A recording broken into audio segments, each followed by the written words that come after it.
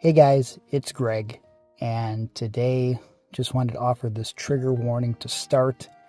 We are going to be talking about a lot of sensitive subjects on this week's episode. Unfortunately, my co-host Aaron experienced the tragic loss of his sister Emily, and we're going to do a deep dive into our brains. Aaron and I have not seen each other for 2 months, as I've been sitting out recovering from my pec tendon surgery. I've been unable to drive, and of course, when we can finally get together and catch up, this is the situation that we're hit with.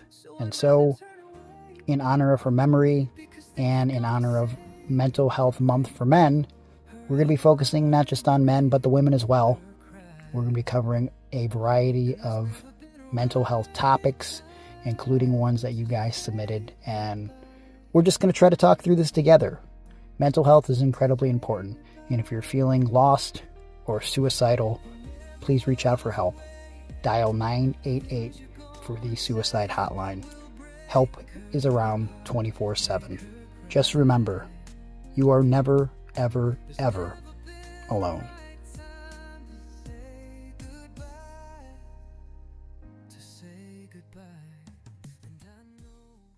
Initiating podcast download.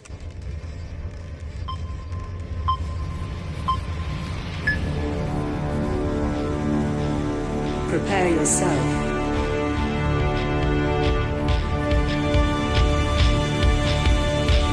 Put on your spandex. Lace up your boots. Wrap your wrists. Hide your razor blade. Head to gorilla position.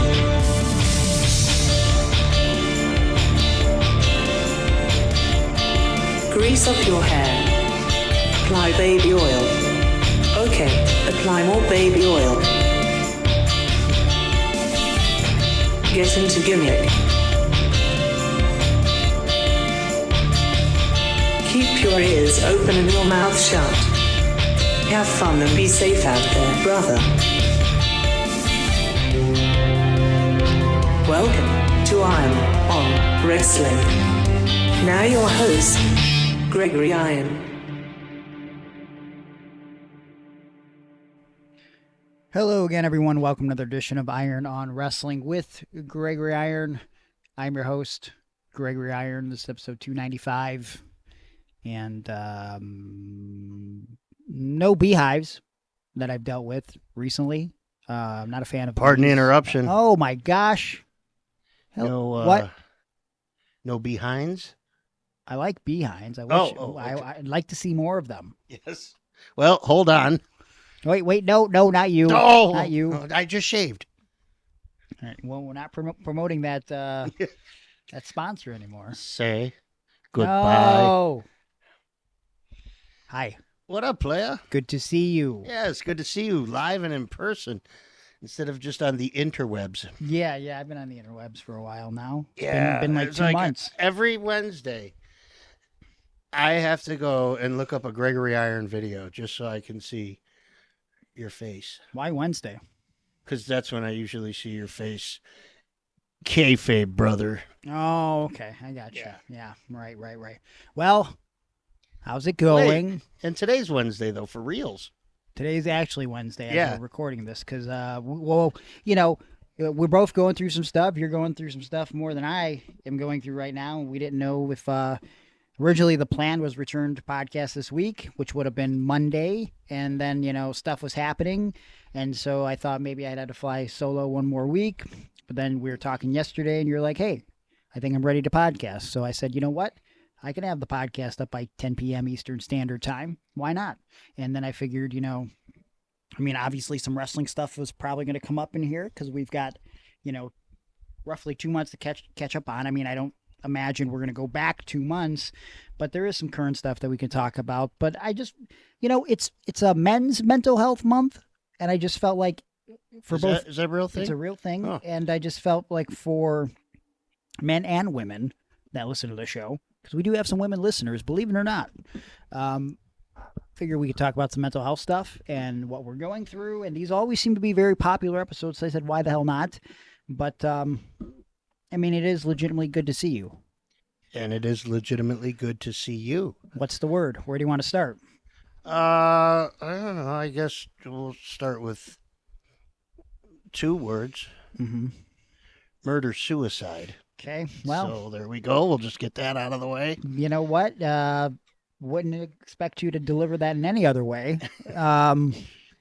Even though it was in comical fashion, it is a very serious thing. Very serious situation, very real situation. Yeah. My biological sister and her boyfriend were involved in a murder-suicide.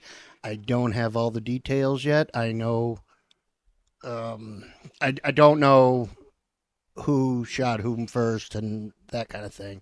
But I do know that today I went and initialed for cremation services and signed for, I don't know, a couple other things. But you got that GoFundMe posted on our page or shared and whatever. And it's really, I think I told you yesterday, it was like humbling.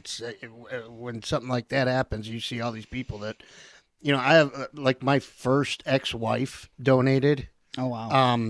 Marty Bell was the first person that reached out. I mean, I haven't seen Marty Bell or talked to Marty Bell in 10 or 15 years. Yeah. Probably since I quit doing wrestling. Sure. So, John Thorne sent big money, and I was just kind of shitty about not being booked for that AIW 20th anniversary show. Mm-hmm. Like, I just wanted to be asked. That was all. I wasn't trying to be on the trampoline with weights. Like, I'm not booked. Yeah. I didn't even want to be booked. I just wanted to be, hey, 20 years, come on over. Mm-hmm. But, I don't know. He sent me a nice amount of money, and everybody who's contributed in any way, there are people that so I started off by posting a picture with a person that had made a donation and thanking them. And then, like, by the second hour, I was like, oh, I don't know that I'll be able to do this. Yeah, you didn't think that through. Well, I've never had this before. Yeah. I mean, so as we sit here right now, it's been a couple days, and it's at like $1,935. And, oh, really? Yeah. I stopped looking, too. That's another thing. I'm so weird right now. If we're going to talk mental health, that's it, man. I'll get these spurts. I'll be like, oh, let me go check this out. Let me make sure we're going to be able to, have some services and whatever. And then I'm like,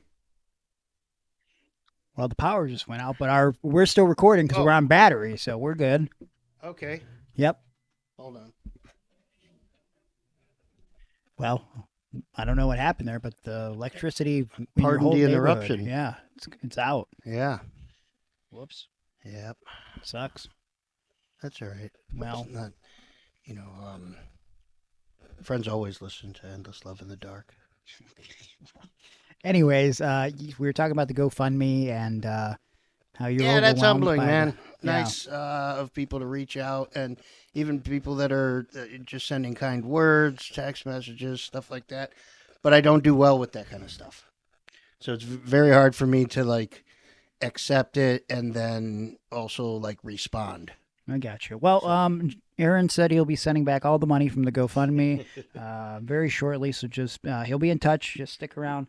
But seriously, though, we're also, raffling off 2 of the wrestling buddies, the Pile Driver Pals, created by J.D. Mason, a Gregory Iron Pal, which was not offered for Patreon subscribers, but we did send out an Aaron Pal to Patreon subscribers last 2 months ago, and they're actually just now sending out. It took a little bit to get them made, but we had a couple extra ones. So right now I think we got like something like $150 in donations just for the pals. So keep the donations coming. Sometime next week, if you donate at least $10, we're going to raffle off these pals, and I'll ship them out to you. So even if you got the Aaron Pal and you're over on the $25 and up tier on Patreon, you can have a second one, maybe dress it up as an alpaca or something. I don't know what you kids like to do, but you will get the Gregory Iron Pal that goes with that you guys were not sent out to and was only made in limited quantities. So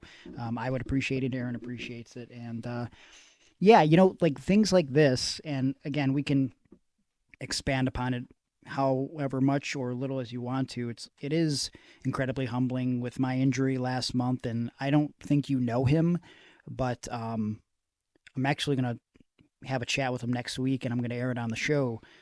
Jeff Cannonball. He's a wrestler primarily out of like the New Jersey, Philadelphia area. For a while, he was big in the deathmatch community, but you might have actually saw him doing soda reviews. Yeah. Okay. I remember this. I remember the name. I remember there's a deathmatch thing because I didn't want to watch it because I'm not really into that. Then you had me watch a little bit of his stuff. You said he's very talented. If you're saying it, then I'm going to believe it. Have you seen what's going on with him? No. Last week, he posted that he's been having some health issues and he didn't know what was wrong. And he's got ALS. He's got Lou Gehrig disease. And he's got like 3 to 5 years. And I'm tearing up just talking about it because, like, I'm not going to pretend me and Jeff are close, but me and Jeff always had fun talking to each other. A couple years ago, me and Eddie Only had a match with him and Greg Excellent that I posted as funniest match ever. Yeah. Because I had so much fucking fun, and he's just so talented and a nice guy, and he just had he's got a kid that's like 1.5 right now, and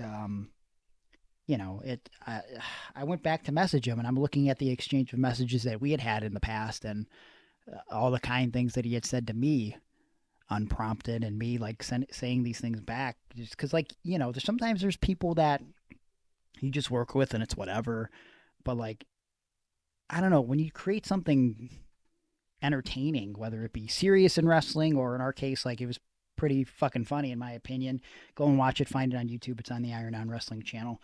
I don't know, it just creates a special bond. And even before the GoFundMe was posted for him, I was going to donate something, and then it wasn't posted yet, so I bought a shirt off him, and he had like a little wrestling buddy guy. But in the past week, Jeff has gotten, I think, something like $80,000 donated to him with a $100,000 goal because, like, man, he's already losing the mobility in his arms. He was telling me that he's got like 50% use of his arms, and crazy enough, out of nowhere. So Jeff is like a big old school punk rock guy, okay? Mm-hmm. And he's like, fuck the corporation and billionaires and stuff.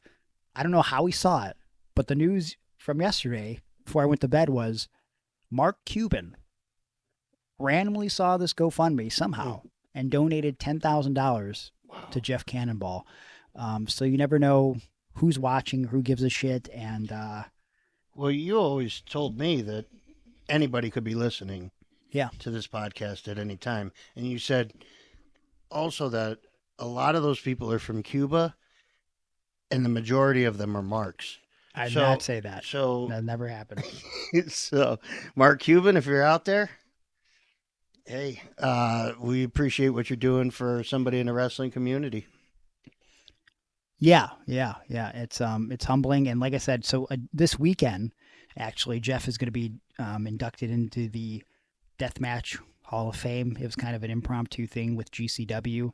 I would imagine, considering your circumstances, that probably expedited the process. So I'm going to try to check that out for sure, and then hopefully, if everything works out, I'm going to record a chat with him next week to air on the podcast. And Jeff said, warning, I will only do this podcast with you and I will cry. And I said, well, that doesn't help because I will probably also cry. So if you want to hear two men just cry over a podcast, that looks like it's probably going to be next week. But with what you're going through right now, like, I'm sure you're running the gamut of emotions, right? Like, so you and your sis, like, you guys hadn't been close for a while. Like, what was that relationship like before you guys were sort of estranged? I mean, like, no matter what, it's your sister, right? So it's like, it's a lot to process.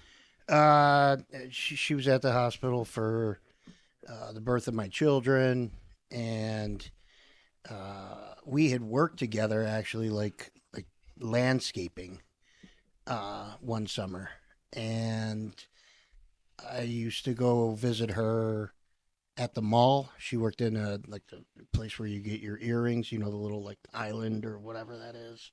So like a not like a Claire's, but like a little booth. Yeah, I know what you're talking about. Yeah. So and then as we got older, she had a couple kids, got in some trouble. And then I don't know, we kind of lost contact after that. So,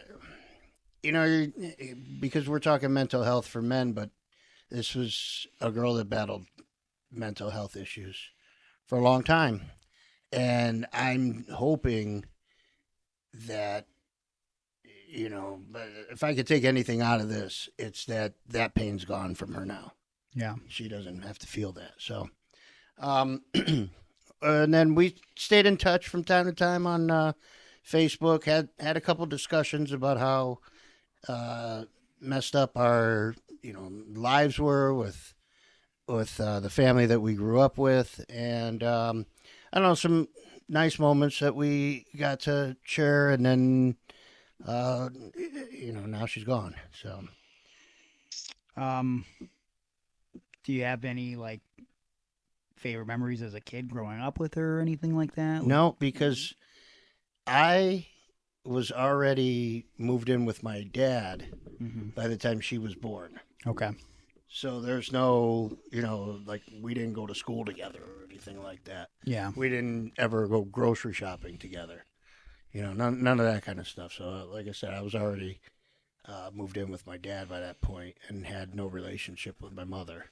So, and she was with my mother and my brothers. Yeah. It's all very complicated, especially like, with the parents and, as I'm going through the process of like writing my book, for example, like it's not always black and white, right? Like, you obviously had disdain for your mom, right? And then like, there's different types of like, I don't want to, it's not just brainwashing, but like, it gets complicated because you're a kid and you're easily manipulated, right? And you're being told one thing from one side and another thing from another side. And like, I even find with my brothers, like we all had different experiences with my dad. So it's like hard for like me to share in things that they look fondly back on dad when like, I always felt like I was getting my ass whooped, right? And then my only way to counteract that is like when I became an adult, I was like, well, he's not a bad human. He's just made a lot of bad mistakes that he won't up to. So like, how can I get revenge? Well, I'll just, have a podcast every week and prank call him or, just make his life miserable in that way. That was, some of my favorite moments. Yeah. On the podcast. And not that justifies his volatile behavior to you. No. But, we always talk about this. We end up making light of things, and that's like a defense mechanism for us. For sure. And it's okay. But here's what I've learned in therapy for the last few months is like, having humor as a defense mechanism is great. It's perfectly okay. But if it becomes your only mechanism, it's probably an issue. And what I'm finding in talking to an unbiased third party and simultaneously writing a book is like, I didn't think 38 years in there was a lot of stuff that I didn't really deal with, but like I'm only now allowing certain things to heal. Things that I never cried about before, I'm crying about as I'm writing about it and reading out loud. I mean, there was an incident where, I'd been reading stuff out loud in my brother's act because he wasn't around for it. He was too little for it. And I feel like almost every time reading about something with my mom or dad, it ends up with me getting emotional. But there was an instance where, and I posted a lot of drafts over on patreon.com/irononwrestling so you guys can get extended previews of what I'm writing. And some of that's going to change. There's going to be a lot of processes going through that before we get a final draft. But, there was an incident where I was writing about, coming to the realization that my mom's a crackhead and standing up to her. And I'm like a 10-year-old kid. And it got to the point where, she'd never like beat me.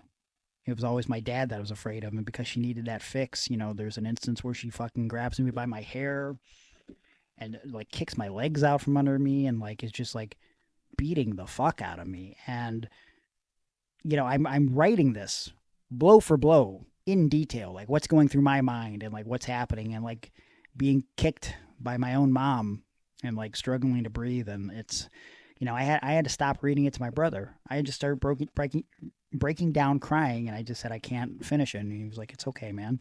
And I don't know, the things that I've been posting on Patreon, guys have been reaching out to me and telling me that like the things that I'm writing is like making them think of this incident that they went through, or it got them emotional because they thought of this incident, or like even the situations with my dad where it's like, yo, I loved your dad on the show, like you just mentioned, but man, I didn't know he did those things to you. I'm like, yeah, again, it's like, it's not always as simple as like, oh, my dad's just, he's a funny guy on a podcast. Like it's very layered. And, you know, if not for now my ex-girlfriend, Hannah, telling me to go to therapy, you know, I wouldn't be doing this. And, you know, I thank her for not making me do this, but sort of opening up my eyes and allowing me to see that this is something that I needed to do. And, yeah, I don't know. That's kind of where I'm at. So,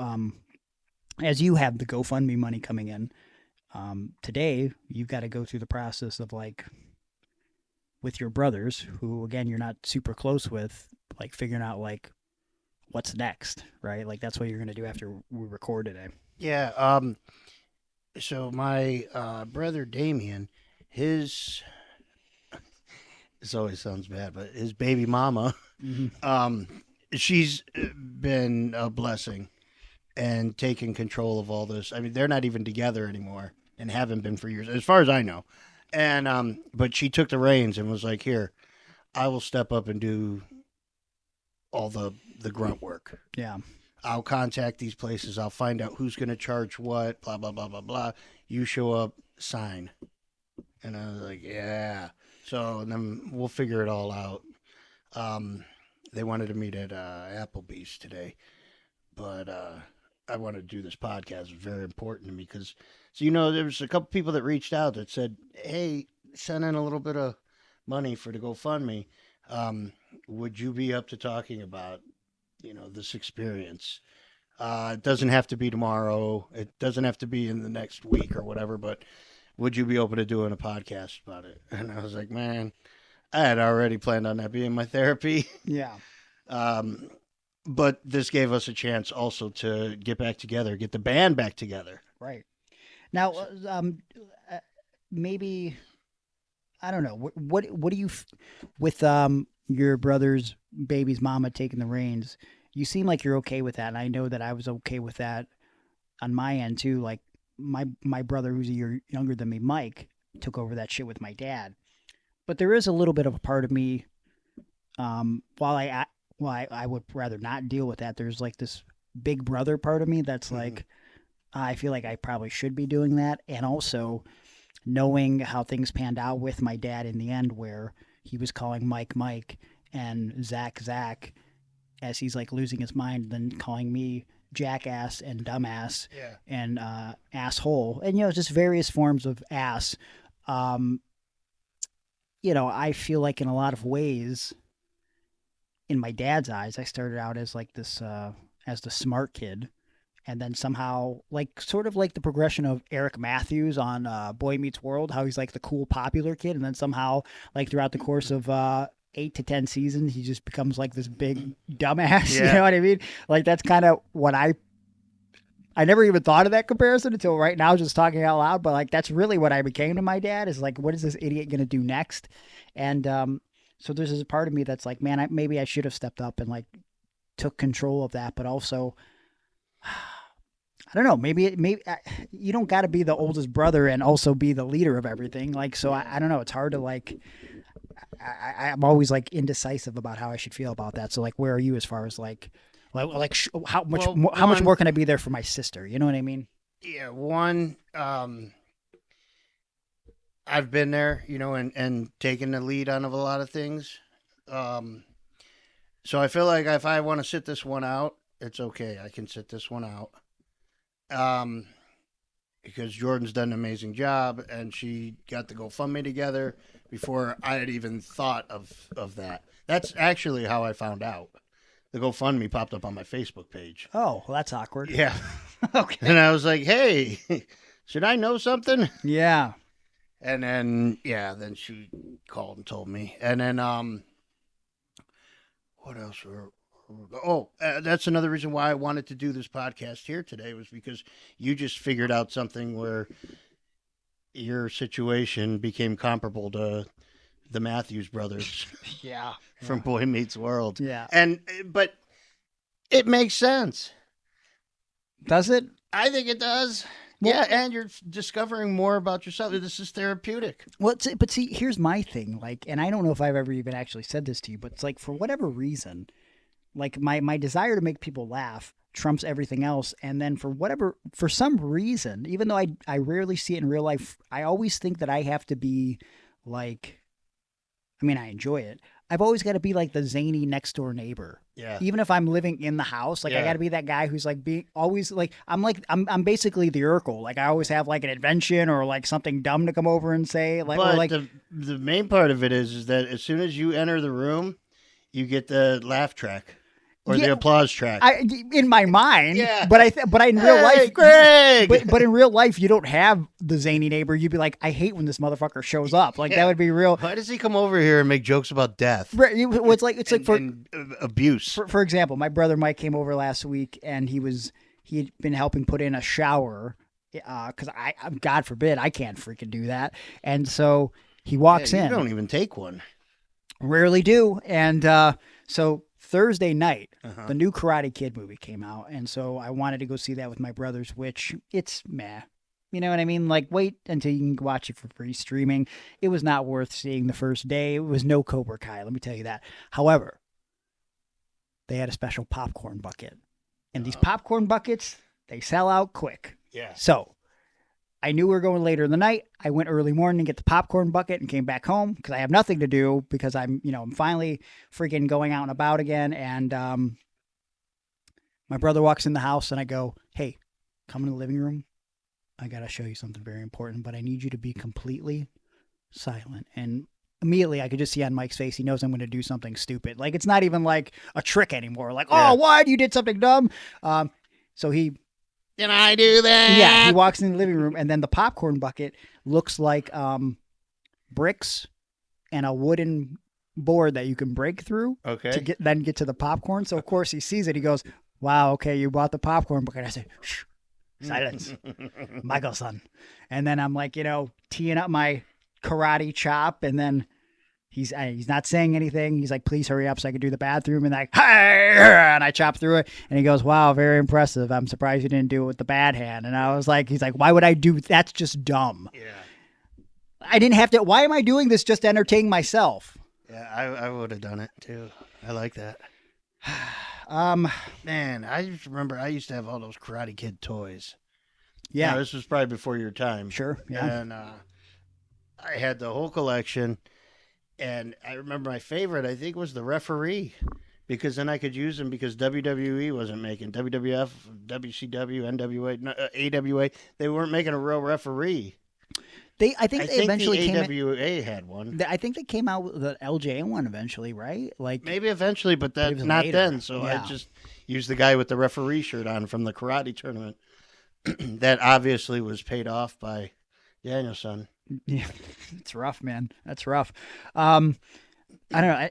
How do you want to cap off this stuff about your sister? Do you think like as more details come out, is this something we want to talk about again, or like? It probably won't be. Yeah. I mean, it's I hate to be like this, and I'm not a woe is me, but I'm just a realist, and I'm expecting the worst. Yeah. I will hope that's not the case, Mm-hmm. but I'm sure there'll probably be something I won't be talking about much anymore. Well, it's a sad situation, and again, we will be posting the GoFundMe all across social media. Iron on Wrestling. I'll be posting it all week long on my social media to get it out there. If you guys cannot donate, I know everybody's got their own problems, but if you can't donate, if you can at least share, it costs nothing. Spread it around. Every little bit helps, and I know Aaron would be very thankful for that. And yeah. Man, you sounded just like Brian Alvarez. Really? Do you ever watch the YouTube clips? Sometimes. Well, at the end of the clip, he'll say, something like, well, if you would subscribe, I'd be very thankful. I'd be yeah, very yeah, thankful. yeah. It gets embedded in your mind because it just Yeah, plays every because time. and a lot of times you'll be asleep, Yeah. and there'll be things that are like happening now while I'm sleeping because I didn't shut the TV off. I fell asleep watching some YouTube video. Mm. So all of a sudden I'll have, Dave Meltzer stuttering stuck in my head. It's pretty bad.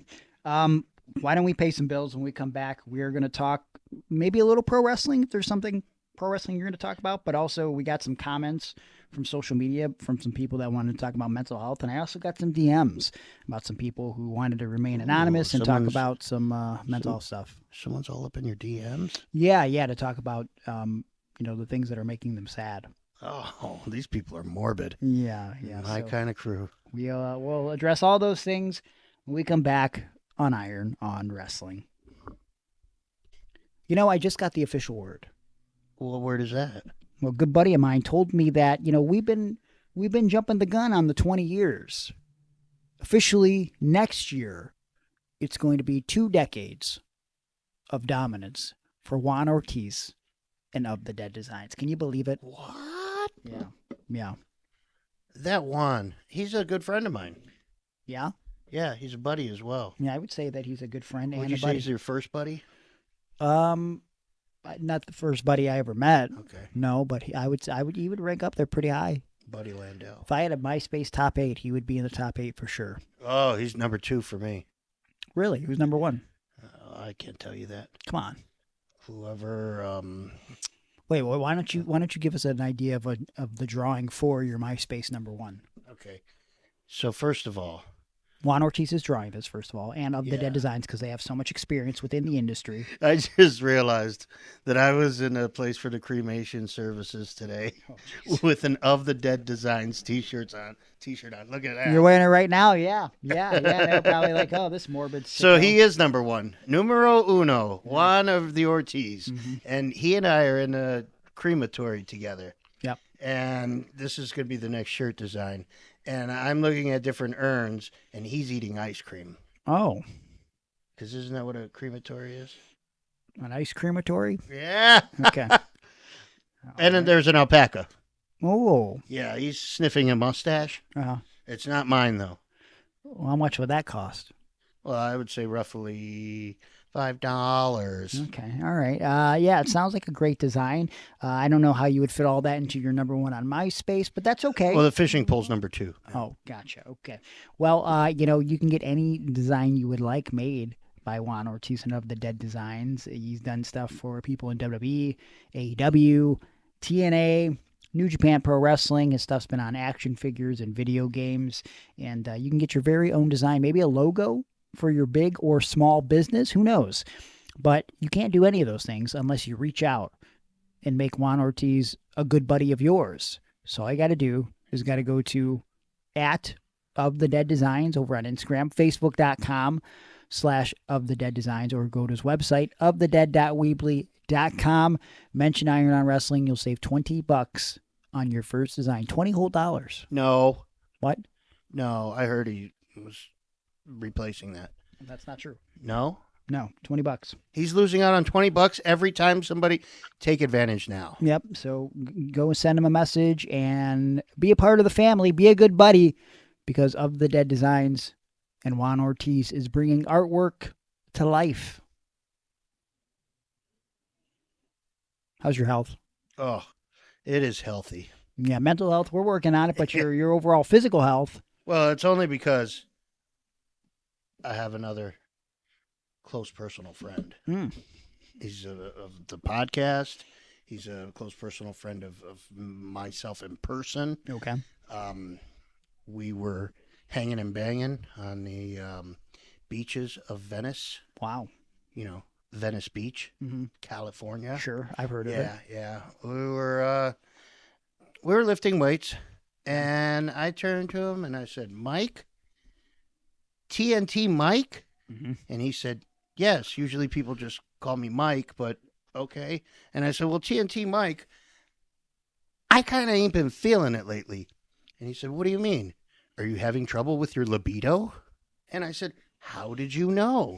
And then he said to me, well, I know a guy that went through that once, and everything was cured by what I have in this bottle here.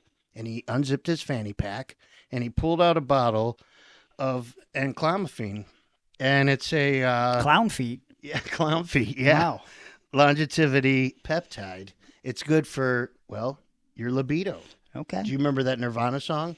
Yes, I do. Yeah. My libido! Very, very Do classic. I sound like Kurt Cobain? Or Not even in No? the slightest. No, Nope. okay. But it sounds like that you could get your health and wellness on the right track if you go check out tnt-health.com. They got everything you need, pre-workout, post-workout, protein. You know, I like the protein over at TNT Health. I use it, the plain vanilla organic stuff, mix it right in with maybe a banana. And sometimes you use it as mouthwash, I hear. No, that is not true. But sometimes, you know, to spice it up a little bit, because it's vanilla, you can put anything in it.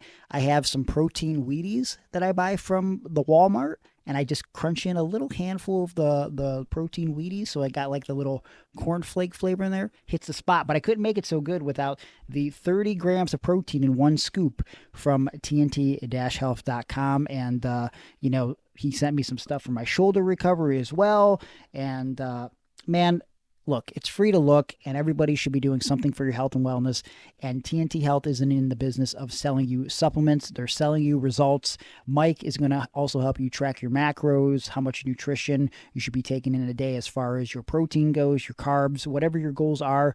Mike's going to help you hit them, and that is usually hundreds of extra dollars. You're not going to get that from someone at GNC or Vitamin Shop. So I think you should go check out TNT-health.com. Free to look, but anything that you decide on buying, you save 10% with our promo code IRONON, IRONON. That's IRONON, IRONON.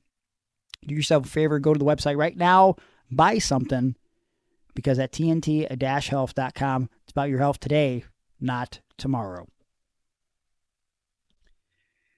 All right. Before we talk about anything wrestling, if we even get to wrestling stuff, it might be all mental health, because so initially... It is June, right? It's men's mental health, but this is for anybody, you know, Yeah. anybody, if you're male, female, anything in between.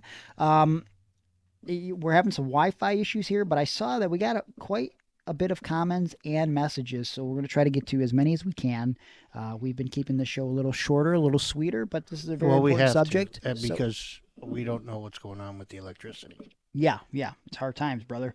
It's going to start with Juan Ortiz, which I was actually... Hold on. What? Let me ask you this. Go ahead. When the lights went out in here, were you expecting Sabu? I was not. No. Oh, I was. Really? Yeah. Did you listen to our Sabu podcast, or at least the ending of it, or anything? Was I on it? You were. The one we did from years ago. Yeah. Yeah, I thought you meant you just recorded one while we weren't together. Well, because when I made the post, you had texted me. Yeah. Because I was like, you know, I mentioned that we told Sabu we loved him at the end of the podcast, and you were like, did we really say that? I'm like, yeah, because he was so incredibly depressed at the end. I wanted to be like, this guy needs to know that we collectively and we as wrestling fans love him, because, like, you know, he was definitely going through it with Melissa passing away and everything. And I even edited out of the re-airing of the podcast, you know, like I asked him, you know, what inspires him, and he's like, nothing inspires me. You know, nothing keeps me going. And I was like, oh fuck, we can't end the show like this. Holy shit! That was rough. You know what I mean? And but also, like, it's Sabu. Like, what? Like, I don't like. How does this guy not know? You know, the trailblazer, the fucking, you know, the trendsetter that he was. You know, I went back and watched him in 1, 2, 3 Kid, that indie match they had from In New Jersey. Yeah, like Oh, my it was gosh. like, you know, 2 months before Kid shows up on Raw. And, you know, I wasn't always like a fan of Sabu's matches per se. Like, I always liked that he did high flying shit and innovative shit. But, like, there were rarely times that I had seen an ECW match where I was like, man, that was a classic Sabu match to me. You know what I mean? Like, there was nothing that I was like, I got to go back and watch this. Maybe some of his stuff with, like, when he was teaming with RVD or whatever. And we were talking about it. I definitely wanted to. There we go. You got the VHS tape. 1, 2, 3 Kid versus Sabu, NWA New Jersey. Thank you to the Canadian Bad Boy, Oh. who in 1995 95, Mm-hmm. 96 maybe, gave me this tape. Wow. I wonder what else is on there. I wonder if the full show is available on the internet.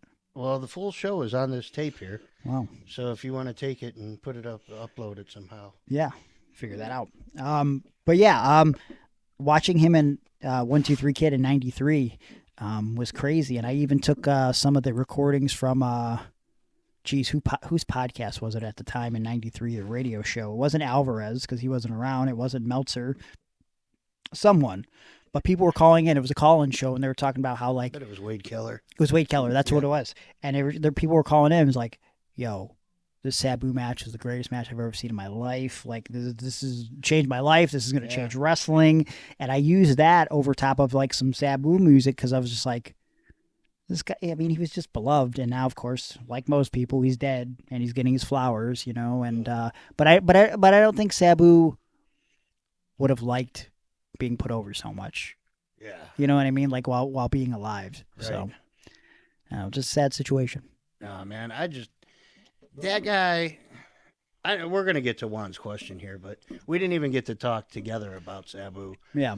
But the first time I met Sabu, you know, he was late coming in for the show, but they were driving from maybe Philly. There was an ECW arena show the night before. It was Sabu, Fonzie, or not Fonzie, Sabu, Bobby Duggan Jr., you know, the FBI, Yep. Pee Wee Moore, Sabu's dog, his wife. I mean, there was a ton of, he had a crew with him. But this man comes walking up the stairs, and he's got on cowboy boots, Zubaz pants, a High Times t-shirt, and a trucker cap backwards. And I was like, whoa, what a presence. Yeah. You know, what an aura. Mm-hmm. That, if he was dressed any other way, it would have been a disappointment. Right. But it was Sabu. And then he's got like a roll of tape. Brother, can you help tape me up? Mm-hmm. I sliced my arm open last night doing a barbed wire match. Of course he did. And, you know, there I am, like, trying to rip off pieces of tape for him.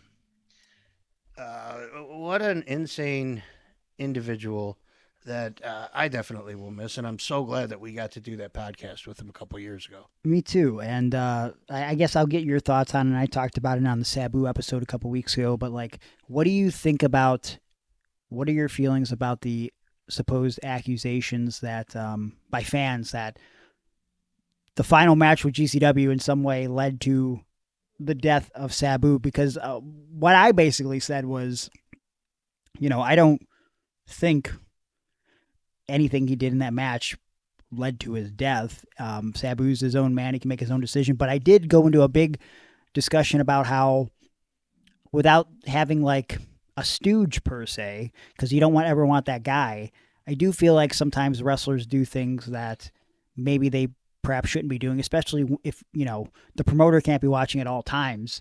Some of these guys need to be policed a little bit. And then I got some DMs from other wrestlers where they were like, I don't want someone fucking policing the locker room. I'm like, but sometimes we need it.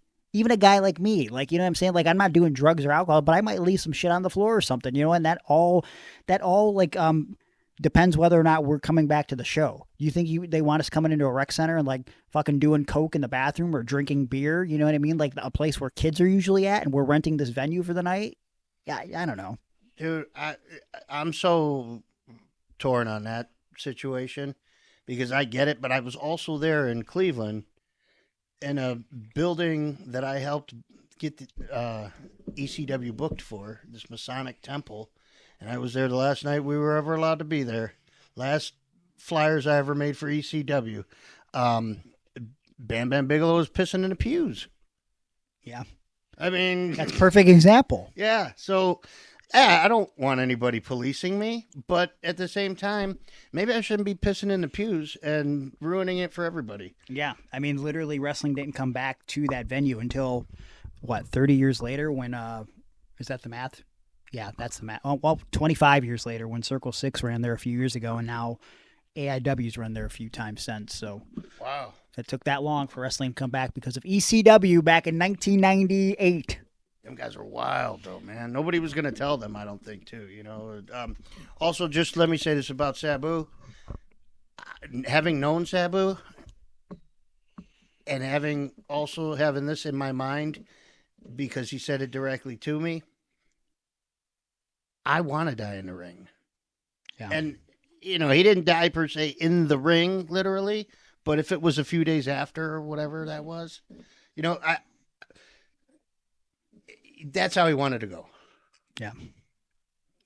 From my knowledge, like as a result of his lifestyle and wrestling style. Like, that's what I'll do. We will miss you, Sabu. And again, I'll say on record, I just watched the entrance for that match and the video package they made, which I'm sure a lot of the footage they did not have rights for. And I can't watch the match because I just know, again, it was his choice to go to the ring, but I just know he was hurting. He was hurting 3 years earlier when I worked with him because we could do very limited stuff, but that was his choice. But, as someone that I wouldn't say Sabu was a friend, but we were friendly. And I don't know. I've never really had a situation where I don't really want to watch someone wrestle and hurt themselves. And I just feel that way about that Sabu match. So it is what it is. Juan Ortiz says, and thank you guys who commented below. And it allowed us to use your name. There are the DMs, of course, where, you guys were anonymous, and we will respect that as well. Juan says, I have dealt with depression since I was a kid. Had therapy in school, developed a speech issue, developed a nervous tic when my stress level gets too high, and something I deal with to this day.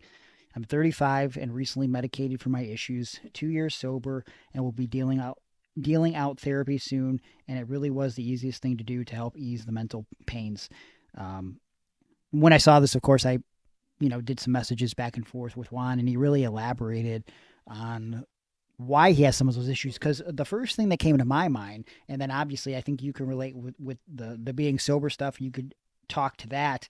But when I read that, he developed a speech issue and developed a nervous tic, I kind of wanted him to elaborate a little more because I've been noticing it more and more, and I'm sure you notice it sometimes, and I used to go back and edit it on the show because I'm insecure about it, but I kind of stopped. Sometimes, I don't know if it's just me trying to think of words that I could usually say when I'm not next to a microphone or whatever and talking candidly or whatever, but I'll start stammering or just saying something that doesn't even sound like a word, and I worry that is this some sort of mental health thing based off of years of trauma, or is this just concussions catching up with me? Yeah, or what is that called when ironically I can't think of it. Dementia. Well, early onset dementia. Well, I mean, I think both you and I are prime candidates for it, and I don't know if it's just sometimes noticing it, being more aware of it now. Yeah. But yeah, there's times I noticed that just 3 minutes ago, I said whatever 14 times. And then you said, well, I don't know if it's because of concussions or whatever, or CTE or whatever, or, I mean, it's just, that's something that we do. Yeah. Everybody's got their word tick. I try to be conscious. Sometimes it happens on the podcast because it's more casual here, but when I'm cutting promos, I try not to say or or you see, even the best promo guys, I feel say you see, and I try to tell guys, do not say you see, because that's just another hesitation word.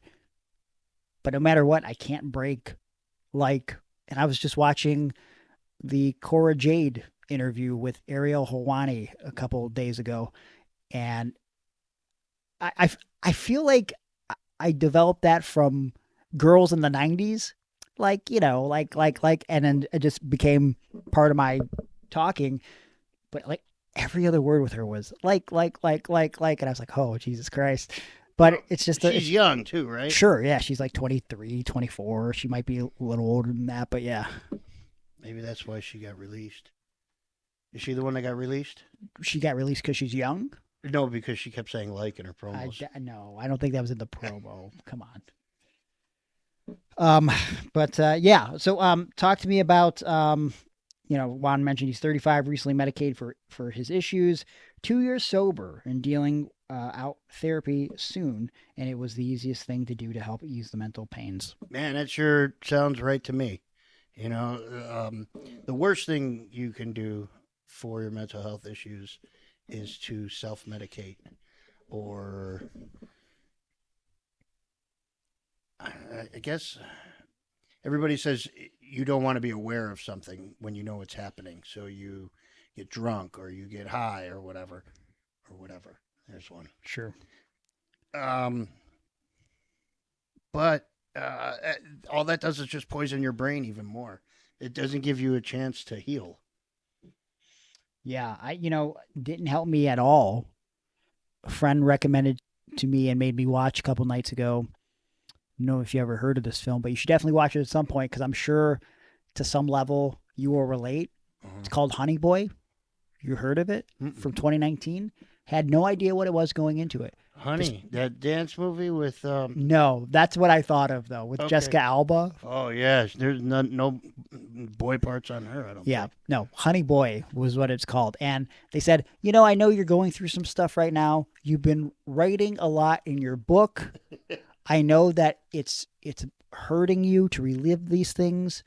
Watch this movie with me.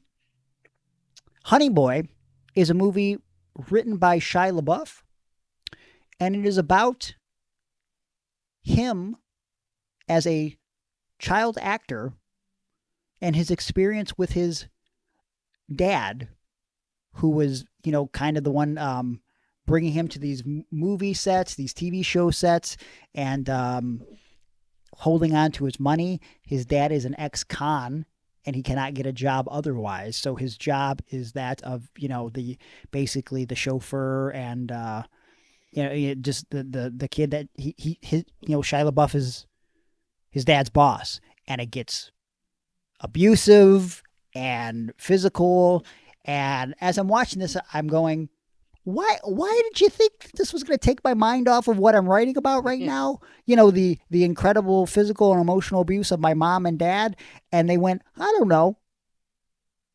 It didn't work. Yeah. Okay. I will say it's a good film, but by the fucking end, I was like, I had tears coming down my goddamn face. So Juan, I know you sent me a bunch of private stuff about the thing you went through.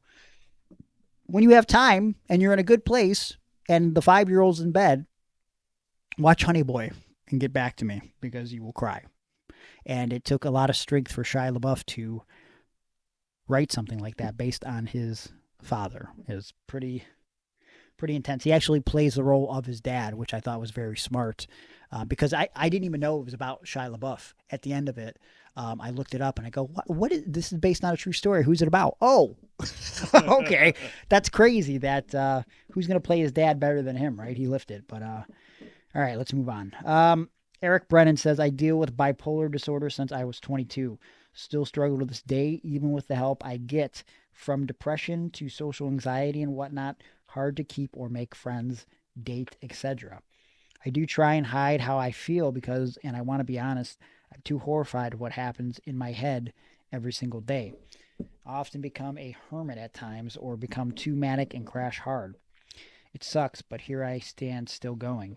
To everyone who deals with something similar or whatever issues you have, I understand and I got your back. Eric, thank you for sharing that, man. And gosh, I mean, I feel like to some level I have social anxiety. It's weird how that works when you're an entertainer, though. Like, I was just watching a interview with Dave Grohl, and he was talking about his daughter, who's like 16 or something, discovering Nirvana, right? Obviously the band that Dave used to be in. And she's asking, what was Kurt Cobain like? And he's like, I don't know. He was like really nice and really quiet and really shy. And then she asked, was he shy around everyone or like his friends, or like who was he shy around? And he was like, I guess kind of a little bit of everybody. And then she started rambling about how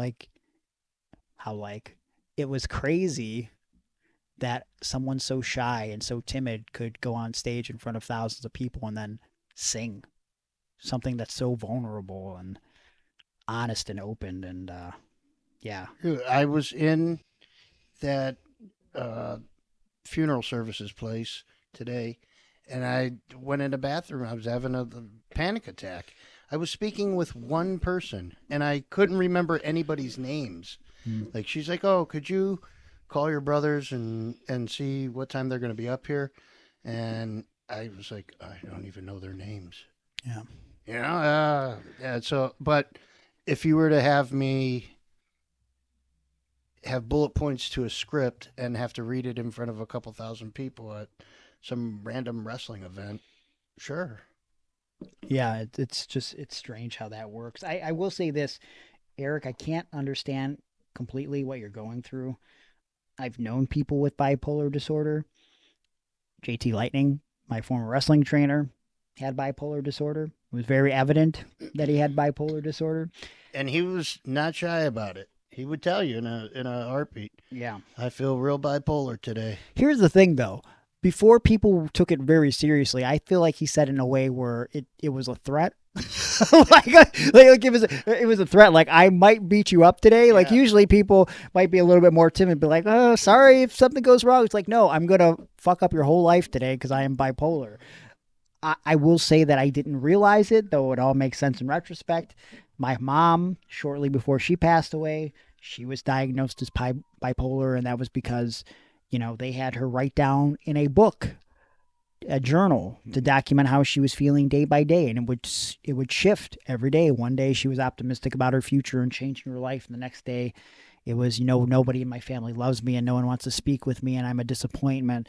And yeah, man, I mean, I don't know if you do this, Eric, but I feel like right now the writing that I'm doing, reliving things I'm feeling and experiencing, it's helping me so much. So I feel like that could potentially help for you. But also, something that resonates with me with what you said is I'm horrified of what happens in my head every single day. I, too, have moments of being horrified of what goes on in my brain, or thinking that my thought process is too strange for anybody to understand. And like, I don't even bother explaining how my brain works, right? I just feel like it's too much. And then in the process of finally writing this book with all this time, the way that I feel like it should be written, what it came down to was, I think that's the answer. I think I have to write this book from my brain, the way I thought in those moments, the way I think right now, because I think that's what makes me good-ish as a wrestler, as a performer, as a promo, as a podcaster. It's that vulnerability and like trying to give you a little piece of like what's going on in my head. And I think that's kind of pouring out of me and into the pages of this book. So if for no one else but yourself, I don't know, maybe try writing, man. You got any follow-up on that for Eric? Yeah,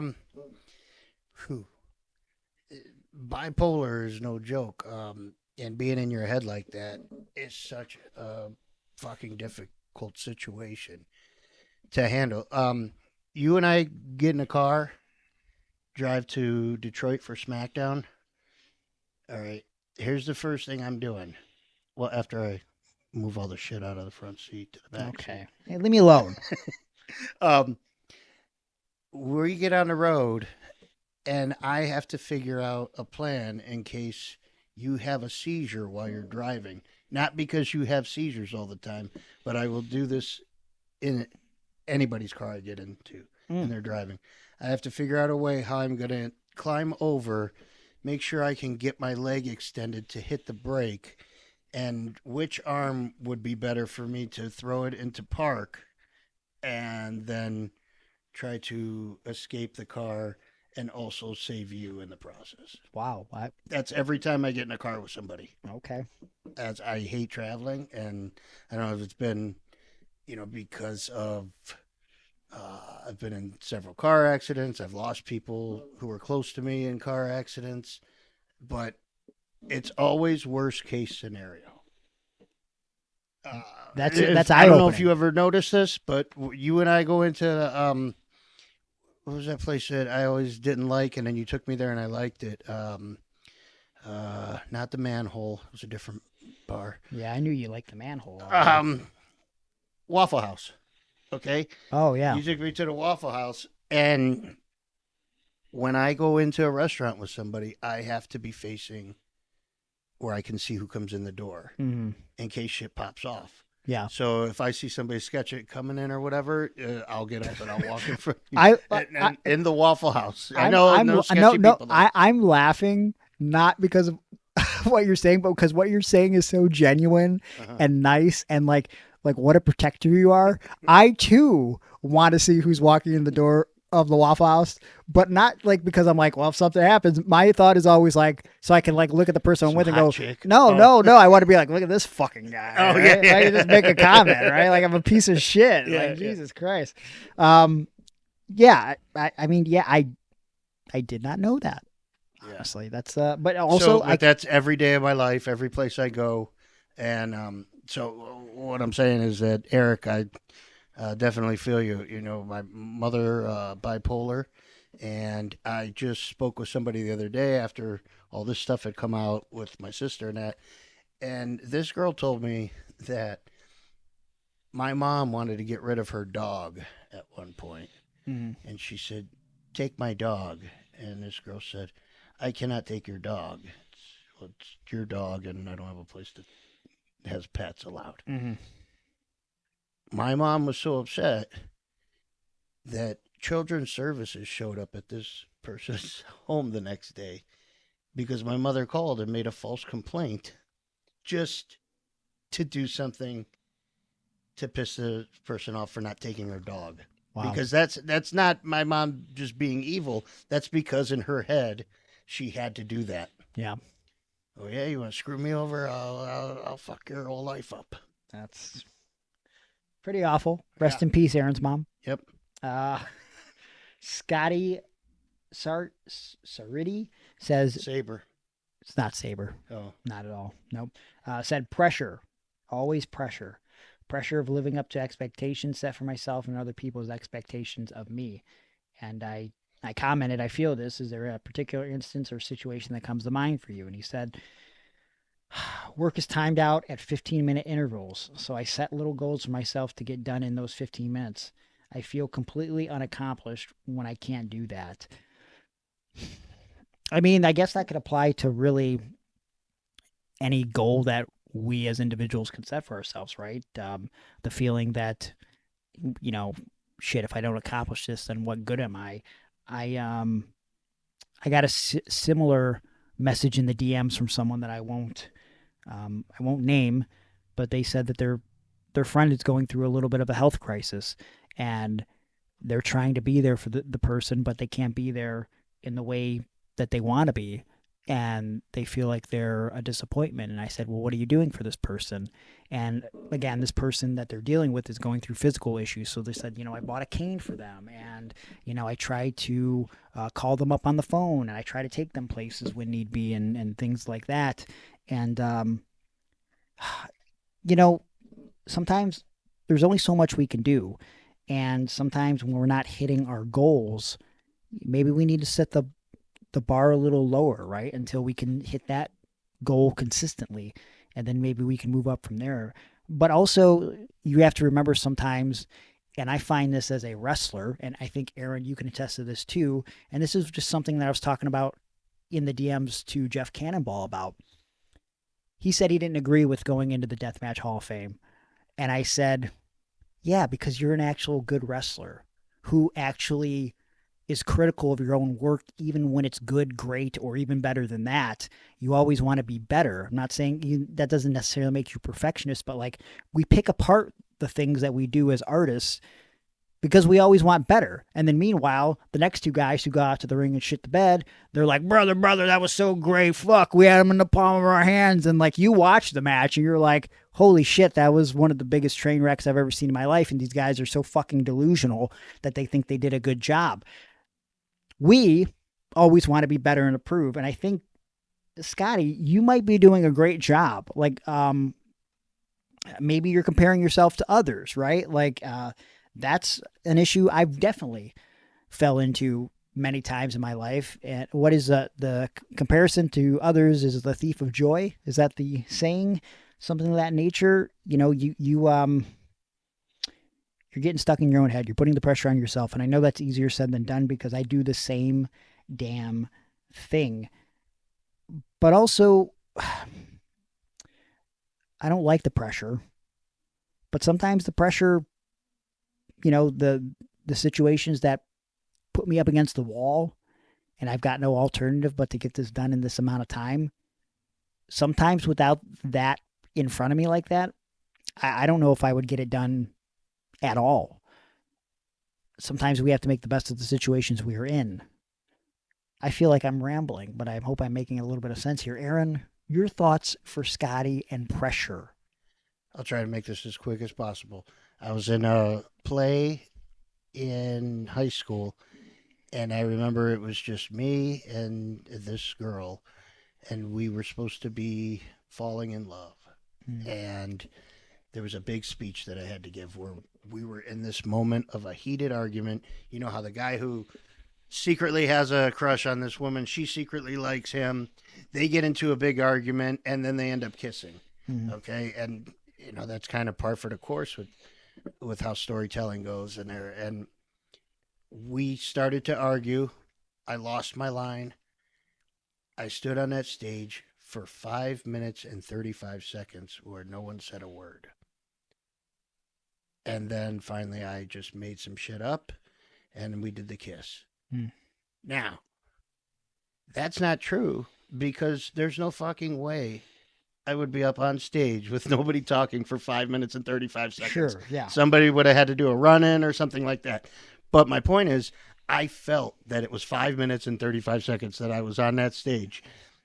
The director came back, and he went to my dad after this play was over. And my dad said, "Oh, did you talk to Aaron yet? He's really hard on himself about, I guess he flubbed a line or something." And the guy goes, "Oh." He's like, "I thought he put it in there on purpose. I thought it was a dramatic pause, for effect." He said, it was like 12 seconds that he didn't say something. Yeah. But it needed to breathe. Sure. The situation needed to breathe. So he said, "I just want to bring Aaron in here with us so we can talk to him." And the thing he said is, we are all our own harshest critics. Yeah, it's very true. I hope you have better luck with your goals or readjust them, like Greg said. Yeah, and Scotty, if you need to talk, just, reach out. We're always around. Jenny Blanchett said, "Just lost my mom. It all happened so fast. I'm throwing myself into writing, which is good, but it feels hollow. I hate that she's not here to see me make something of it." And, I sent Jenny a message, little voice recording, and she sent me one back. And, she basically touched on how she's been writing a children's book. And in her mind, with this book coming out and stuff, and at the get-together for the big celebration of the release of this book, she imagines her parents are going to be there. And they're not now. And, she's trying to put herself in a place where no matter what, she knows that her parents would want her to finish this book and still continue on. And I think that's a great way to look at it. It doesn't take away the inherent sadness that comes with the fact that you would like your parents to be there for that. The closest thing I can relate to that is, in recent times when my dad got sick a few years ago and he had the brain surgery and he had the cancer kicking in and he was in a wheelchair, hell or high water, he wanted to make it to my brother's wedding, and my brother wanted him to make it to that wedding. And, he toughed it out and he made it. I'm sure that's something that my dad was proud to be there for, and my brother was happy that he could have that moment where my dad could see him get married, right? But obviously I know that that's something that I will never have now. My dad will never get to see something like that if I do get married, if I do have a kid. My brother Zach doesn't get to see that. And makes me sad, but I'd like to think that there are ways to remember those people and keep those people with you while you're still having these successes in your life. And I take that all the way back to when I think about my grandma and the successes that I have in wrestling and how a positive support she was when it came to wrestling. And even later years, my grandpa, who lived all the way up to 2015, who was always one of the few adults throughout the course of my life that never had a negative word to say about me growing up and becoming a pro wrestler. And for that, I'll forever be thankful. So just know that, I don't believe necessarily in a heaven or a hell, but I think, our energy, whatever it is that we have inside of us, again, it might be ego talking, but I just feel like it just seems crazy that that just dies and it just disappears. So I'd like to think that somewhere that energy is around you and watching over you. And, I'm sure your parents are incredibly proud of the things that you're accomplishing, Jenny. Okay, let's see what else we got here. Tim Nolan, I'm going through a rough period. Had a heart attack May 2023. Found out my right lung was permanently damaged from COVID. Had a knee replacement last April and the second one a month ago. 2.5 years of solid pain. Had to quit working. Riddled with insomnia. Haven't slept more than 2 hours in a row or 4 hours total a night. Confronting my mortality is scary. Is quite terrifying. I followed that up by asking him, are you doing things to help this? I'm so sorry. He said lots of PT. Sleep is a whole different animal. And then he asked me, how about you? Are you all right? Well, I'm okay. Ironically, for a few days, the last couple weeks, for the first time that I remember ever in my life, I've had trouble sleeping. And I can't really explain why that's happening. For whatever reason, I'll start to try to go to sleep, and I'll sleep for an hour, 2 hours, and then I'll wake up, and it'll be like midnight, 1, 2. I'm totally refreshed. And I'm like, no, I can't be refreshed, because I'm like, why am I feeling like I'm ready to go? This doesn't make sense. And so then I fucking start doom scrolling on my phone, and then 2 or 3 hours go by, and I end up passing out at 4 or 5 a.m., and then I'm not starting my day until 12 p.m. Now, maybe there's a part of that I have no responsibility right now. I've got nothing to get up and go and do necessarily other than PT, write my book, get my steps in. Like, those are literally my goals every day because that's going to make my life better long term. But I do think, like, I don't know, I feel like, tell me if you understand what I'm saying. Sometimes when I wake up at night, I got this feeling like where I just like, I don't want a blanket on and I can't fall back to sleep. And also I want to rip my own skin off. Does that make sense? I want to peel my skin off. Yeah, to me it does. Okay. Yeah, just I've been there, and it's the first time I'm hearing of you having sleep issues. I've never had this. I was just going to say that for the past couple weeks, I have had sleep issues. Really? Yeah, like a motherfucker. But dreams very vivid. So then I start going through everything like, did I eat too late? Did I have spaghetti sauce? I know that sometimes that'll mess with my dreams, blah, blah, blah. Yeah. But the stuff has been weird. Like, tigers are chasing me. I escaped from some home that I was locked in a room along with other families who were locked in different rooms. Everybody's phone was in this one basket that was in a closet. I was able to break out, get the phone. All the phones were dead except when I hit 911. I was able to call the police, and they kept saying, I guess our best advice, since you don't know where you're at or anything, is to get out of there. What the hell? You guys aren't helping me. And then I find my way out of a window. I'm running, but my legs can't touch the ground because I'm having ACL issues still. And Jesus. Yeah, and it's all so real. Yeah. And then I go back to sleep, and the dream starts again. And that's fucked up. That is. Because you're like, man, who has, you know what I mean? Because if I was with I know Tiffany what- Stratton. Yep, I know what you're gonna say. Yeah, yeah. It's never you wake up from that dream with the model, and you're like, fuck, I'm gonna go back to sleep for that one. Yeah. And you try, and it doesn't happen. But I remember all the fucking Freddy Krueger nightmares I'd have as a kid. Like literally, that's the only thing I can remember that I can relate to with in that regard is like I would dream about Freddy. I would get terrified. I'd wake up, and I'd be afraid to go back to sleep because I knew as soon as I went back to sleep, it would start again. It made no sense. Like Right. it was just like a constant nightmare. Tim, as far as what you're going through, I mean, listen, my situation is what it is. I'm still recovering from the, pec tendon tear. I do have like pain that feels like there's like a heavy weight on my shoulder.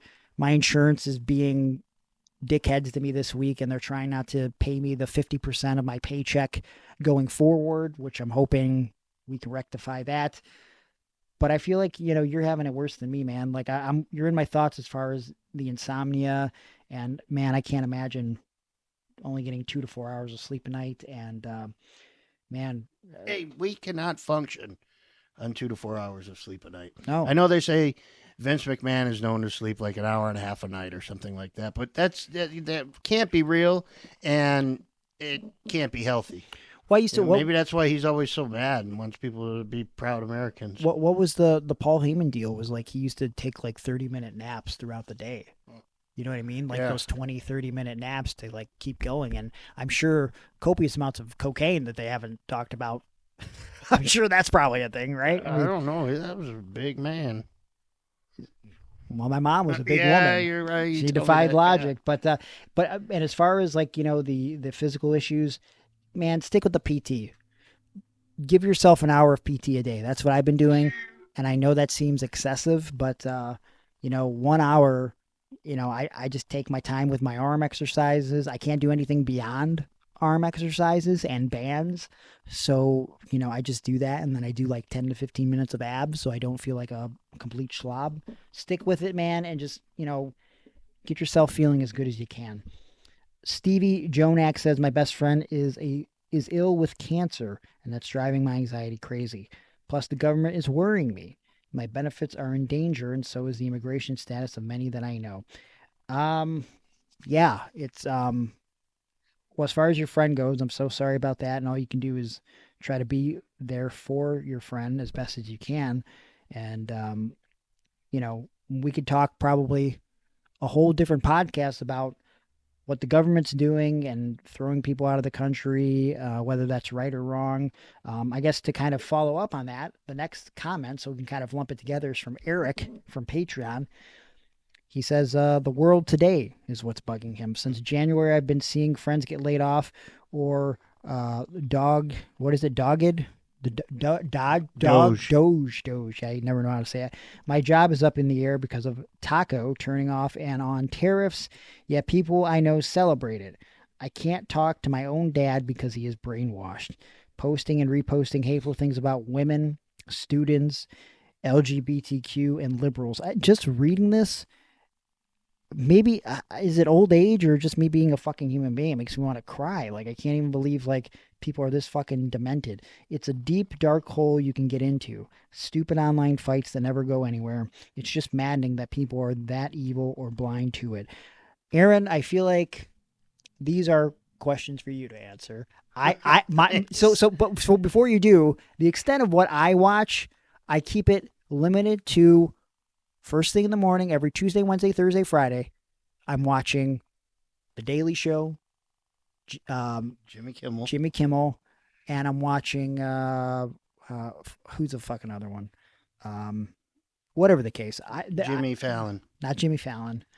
The other one who's funny, like The Late Show or whatever. Seth Meyers. Oh yeah. Watching Seth Seth Meyers, and that's the extent of like my news for the most part, because A, it's all true, and B, how lucky are you to be on a late show these days? Because you could just, not that you should, but you could fire the writers, because the comedy writes itself.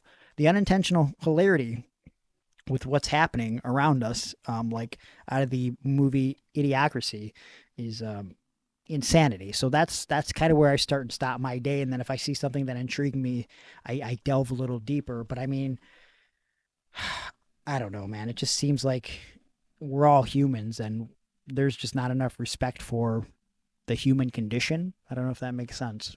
No, that makes sense. So go ahead. I think it does. What are your thoughts on all this that Eric and Stevie is saying? Okay, so I begin my day and I end my day with YouTube. A lot of Forbes, because if I'm watching Forbes, that's just straight up news. There's no commentary to it. So it's just like, if I want to see Linda McMahon get interviewed, but not be swayed either way, because it's very easy to sway. Because I'm like, what is she talking about A1? She's a big fan of the steak sauce, and she thinks and that's the obvious joke. But when I first saw it, I saw it on Forbes, and I said, why does she keep saying A1? What is this? And then, so then I went and started watching like maybe the Midas Touch Network and a couple of the others that I watch that lean to one side or the other. And if you're watching the side that leans to the left, all they do is humiliate the people that are in charge right now. No. If you watch the right, they don't mention it. I haven't seen one person on the right go, can you believe this woman is calling artificial intelligence a steak sauce? Right.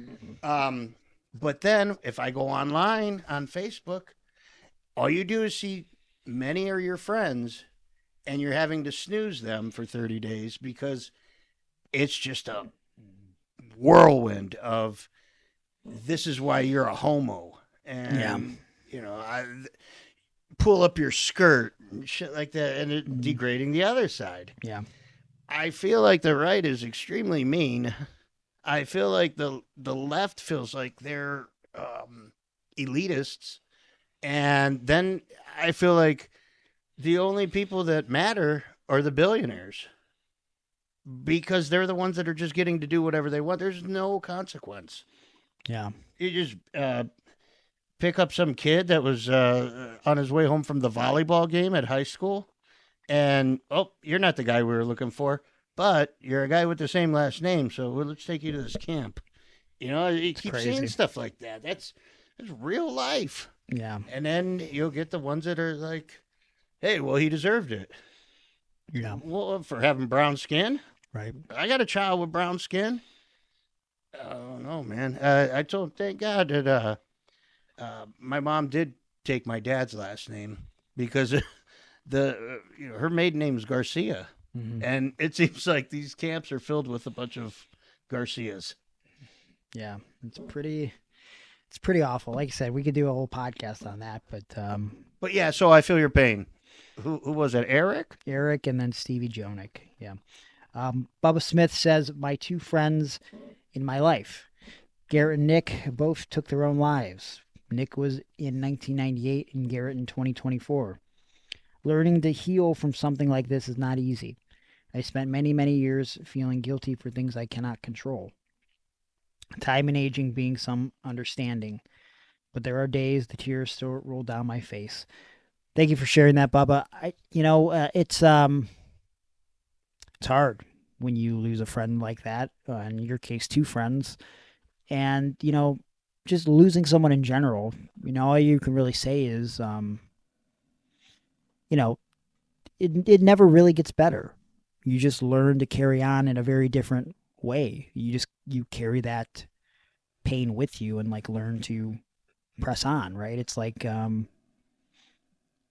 you have a torn pec tendon surgery, it's going to hurt in the short term for sure. Pain's going to somewhat subside. You have a scar on your chest.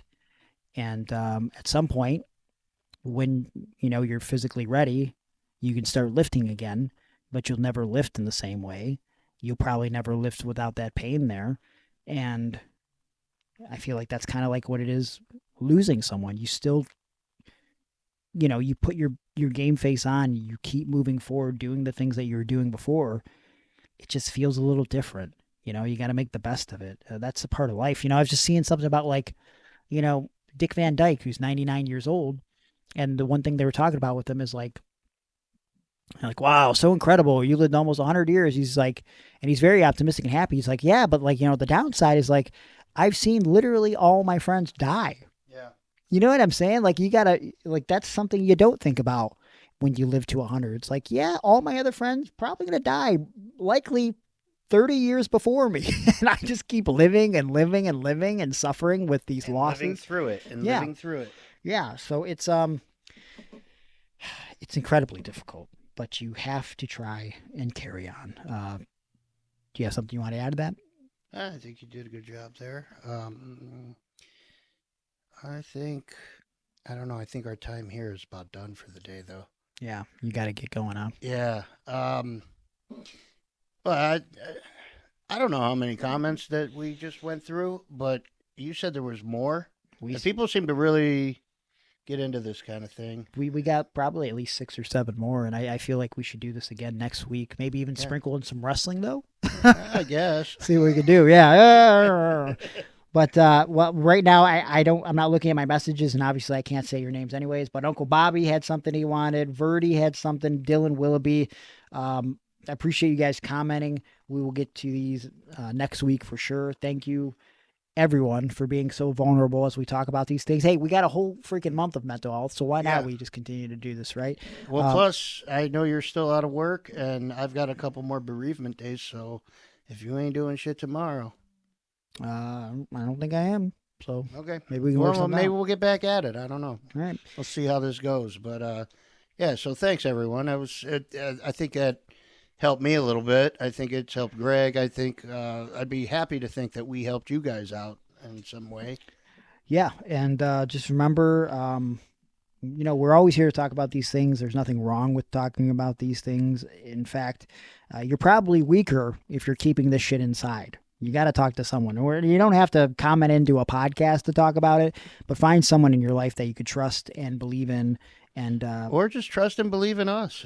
Sure. I mean, sometimes it's just easier to talk to somebody who isn't your immediate family member. Yeah. Sometimes we lose sight on the way people look at us as, I guess, still weird to say, but public figures, and the fact that guys in our position can be going through the same things that you are. Guys in our position have wrestling buddies.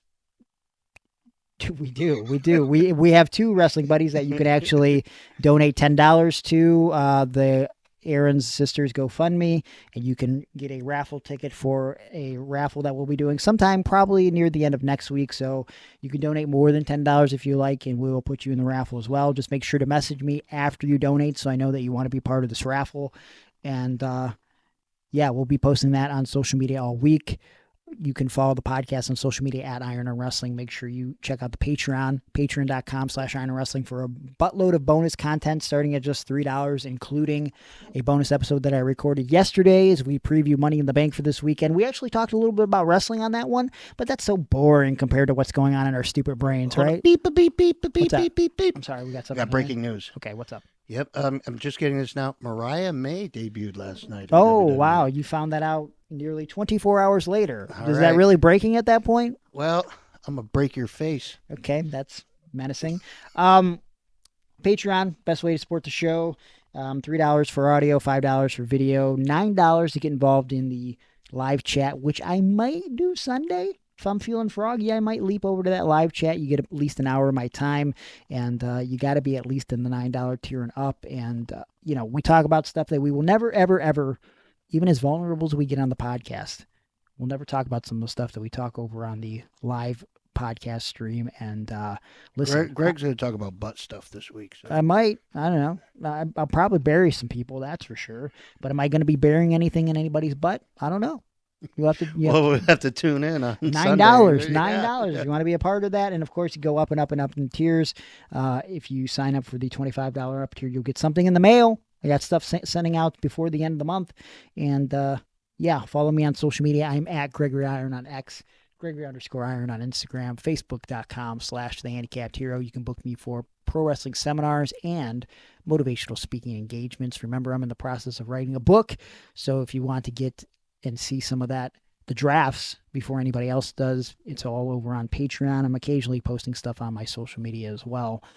Cameo, if you want to shout out, ProWrestlingTees.com/Gregory Iron if you want to buy my shirts, Aaron shirts, Iron on Wrestling shirts. I think there's a discount going on this week, so act fast, act now if you want that discount. And listen, the prices are still cheap over at Pro Wrestling Tees. A lot of those shirts are still only $20, so they'll be even cheaper with 25 or 35% off, whatever they're doing this week. And that's it for me. Aaron, what do you want to plug? Just that GoFundMe account. It's I don't know, what is it? How do you find a GoFundMe account? You can just go on, find you on social media. Okay. Find the GoFundMe, or you can find me on social media, and we've been plugging Iron on Wrestling podcast, right? Yes. We've been plugging it there. You plug it on my social media, and just search. Is it under? I think it's under Emily Simmons. If you search that and GoFundMe, it should pop up. And like I said, listen, take a couple bucks, donate it. You're helping